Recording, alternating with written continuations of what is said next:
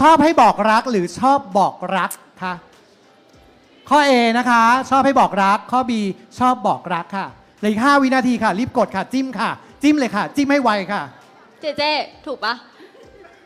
ยกป้ายได้เลยค่ะ ปีหรอชอบ ชอบให้บอกรักหรือชอบ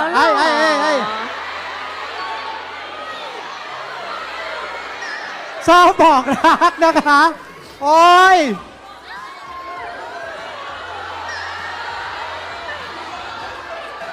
โอ้ยฟินมาก อะไรฮะ ไม่เห็นเคยได้ยินเลย ไม่เคยหรอโอ้พูดกันตั้งหลายรอบน่ะ อ้าย จำไม่เห็นได้เลย ว้าว โอ้